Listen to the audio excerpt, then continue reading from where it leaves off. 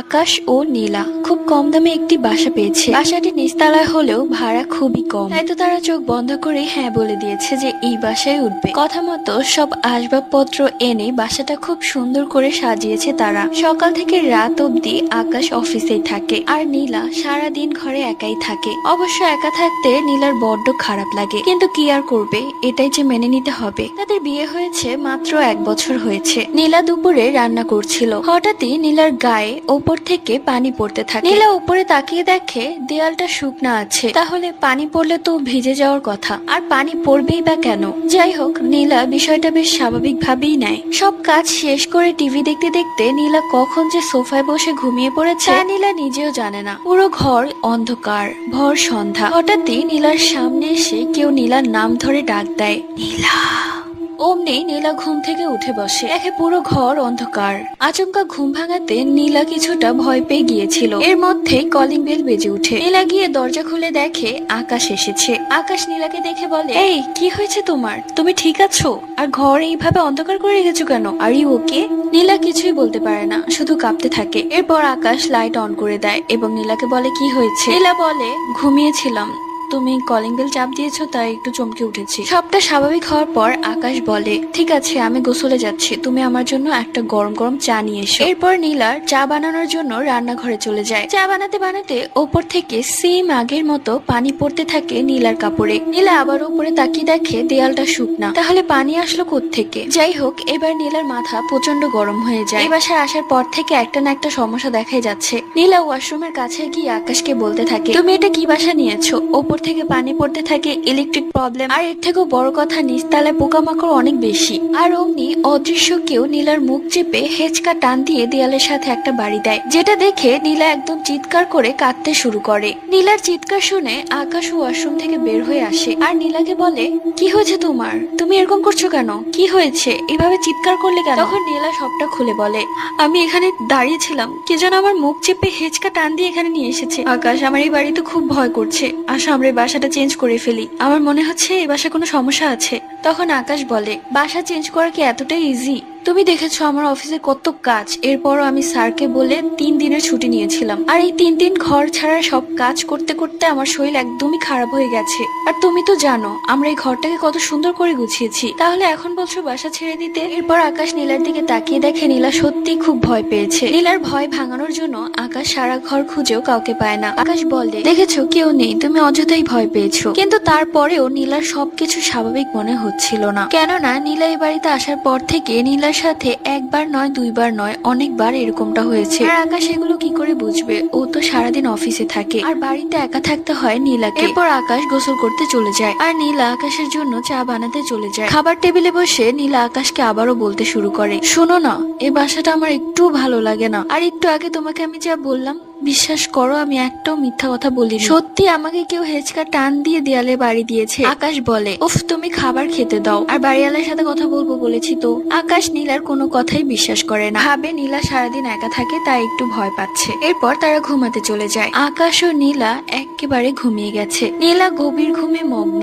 অমনি নীলার কপালে 2 ফোঁটা পানি পড়ে দেয়াল থেকে, আর অমনি নীলার ঘুম ভেঙে যায়। নীলা কপালে হাত দিয়ে দেখে তার কপালটা ভেজা। পর নীলা কপাল মুছে আবারও এই কাত হয়ে ঘুমিয়ে থাকে। কিছুক্ষণ বাদে আবার নীলার গায়ে পানি পড়ে। এবার আর নীলার কোনো মতেই ঘুম আসছে না। ও উঠে বসে আর দেখে ওই রুমে একটা ছায়া চলে গেল। এটা দেখে নীলার মনে অনেক বেশি আতঙ্ক তৈরি হয়, কে এসেছে এই ঘরে? তাই নীলা 1 পা 2 পা করে ডাইনিং রুমে যায়। আস্তে আস্তে ওয়াশরুমের কাছে যায়। সেখানে গিয়ে নীলা যা দেখে তা দেখার জন্য নীলা একদমই প্রস্তুত ছিল না। নীলা দেখে ওয়াশরুমের উপরে স্টোর রুমে কালো একটা ছায়া পা ঝুলিয়ে বসে আছে, যার চুলগুলো ছিল ইয়া লম্বা।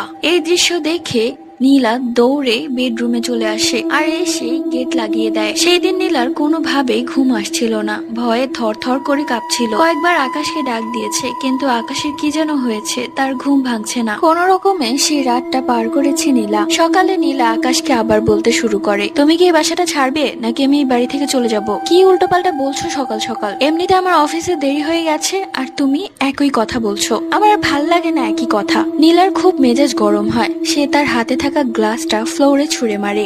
এটা দেখে আকাশ অনেক বেশি অবাক হয়ে যায়, কেননা আজ পর্যন্ত আকাশ নীলাকে কখনো এইভাবে রাগ করতে দেখেনি। যাই হোক, রাতের বেলা অফিস থেকে এসে আকাশ দেখে নীলা খুব চুপচাপ আর গম্ভীর হয়ে আছে। আকাশের সাথেও বেশ কথা বলছে না, তাই আকাশও বলছে না।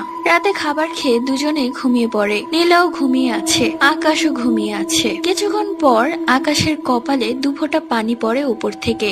আকাশ বেশ চমকে ওঠে এবং কপালে হাত দিয়ে দেখে পানি জাতীয় কিছু। আকাশ ভাবতে থাকে দেয়াল থেকে পানি পড়বে কিভাবে, দেয়াল তো শুকনা। যাই হোক, আকাশের খুব পানি তৃষ্ণা পায়, তাই তো তার কাছে থাকা বোতলে দেখে পানি শেষ হয়ে গেছে। তাই আকাশ উঠে ডাইনিং রুমে যায় পানি খাওয়ার জন্য। পানি খেতে খেতে আকাশ শুনতে পায় ঠিক এইরকম একটা শব্দ।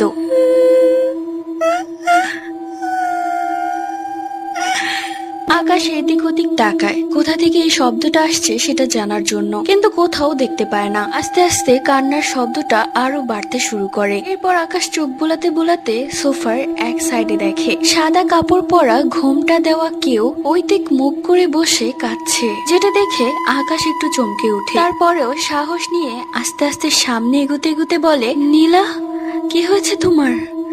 তুমি কাঁদছো কেন? কি হয়েছে আমাকে বলো। কথা বলতে বলতে আস্তে আস্তে গিয়ে সোফায় বসে, আর আকাশ আস্তে আস্তে করে হাতটা ঘাড়ে স্পর্শ করতেই সে ঘুরে তাকায়। এত ভয়ঙ্কর চেহারা হয়তো আকাশ এর আগে জীবনও দেখেনি। এটা তো নীলা না, দেখলে মনে হবে অনেক দিন আগে পচা গলা একটা লাশ, যার চোখগুলো জ্বলজ্বল করছিল আগুনের ফুলকির মতো। আকাশ এক চিৎকার দিয়ে অজ্ঞান হয়ে পড়ে যায়। আকাশে যখন হুঁশ ফিরে তখন দেখে নীলা তার পাশেই বসে আছে। এরপর বাড়িতে অনেক মানুষকে দেখতে পায় আকাশ। সবাই ভিড় হয়ে তাকিয়ে আছে আকাশের দিকে এবং কি হয়েছে তাই জানতে চেষ্টা করছে নীলা। কি হয়েছে তোমার আকাশ? তুমি এভাবে চিৎকার করে অজ্ঞান হয়ে পড়ে গেলে কেন? তুমি কি কিছু দেখেছো? আকাশ একটু রিল্যাক্স হওয়ার পর সবাইকে সবকিছু খুলে বলে যে সে কি দেখেছে। এরপর নীলাও কিছুটা সাহস পায় এবং নীলাও বলতে শুরু করে তার সাথে ঘটা এই পর্যন্ত সবগুলো ঘটনা। সবাই শুনে তো গায়ের লোম দাঁড়িয়ে যাওয়ার অবস্থা। নীলা সবাইকে বলে এই বাড়িতে একটা না একটা সমস্যা আছে, আর সেই দিন রাত্রে আমার যখন ঘুম ভেঙে গেল আমি তখন এসেছিলাম এই ডাইনিং রুমে, আর তখন আমি স্টোর রুমে একটা মেয়েকে দেখেছি যার চুলগুলো অনেক বড় ছিল আর স্টোর রুম থেকে বের করা। আমার মনে হচ্ছে স্টোর রুমে কোনো সমস্যা আছে। তাদের মধ্যে একজন লোক বলে সে নাকি স্টোর রুমে উঠে দেখবে কোনো সমস্যা আছে নাকি। কথা অনুযায়ী তাকে স্টোর রুমে উঠানো হয়। লোকটা লাইট জ্বালিয়ে ভালো করে দেখে আর এক চিৎকার দিয়ে বলে, ও আল্লাহ গো। এর কিছুক্ষণ পর দেখা যায় বাড়িতে পুলিশ এসেছে এবং যে লোকটা স্টোর রুমে উঠেছিল সে সেখান থেকে কিছু মানুষের হাড় বের করে, যেগুলো ছিল কয়েক বছর আগের। এখন আসি মূল ঘটনায়। কেনই বা নীলা এবং আকাশের সাথে এত কিছু ঘটে গেল, আর এই মানুষের হাড়গুলোই বা কার? আসলে কয়েক বছর আগে এখানে এক দম্পতি ভাড়া এসেছিল। তাদের লাভ ম্যারেজ ছিল, বাড়ি থেকে না মানায় তারা পালিয়ে বিয়ে করে। দেখতে দেখতে তাদের বিয়ের 3 বছর পূর্ণ হয়, কিন্তু ছেলেটা মেয়েটাকে ঠকাচ্ছিল। সে অন্য একটি মেয়ের সাথে কথা বলতো, রিলেশনে জড়িয়ে যায়, যেটা মেয়েটা কোনোভাবেই মানতে পারে না। এক পর্যায়ে মেয়ে এবং ছেলের অনেক বেশি ঝগড়া হয় এবং মেয়ে হুমকি দেয় যে সে পুলিশের কাছে যাবে। তখন ছেলেটার মাথা গরম হয়ে যায় এবং ছেলেটা একটা মাটির ফুলদানি দিয়ে মেয়েটার মাথায় অনেক জোরে জোরে আঘাত করে, যার ফলে মেয়েটা মারা যায় এবং ছেলেটা মেয়েটার লাশ সেই স্টোর রুমে রেখে দেয়। এরপর সেখান থেকে পালিয়ে যায়। যাই হোক, নীলা গল্পটা এখানেই শেষ। তোমাদের কেমন লেগেছে কমেন্ট করে জানিও। Bye bye.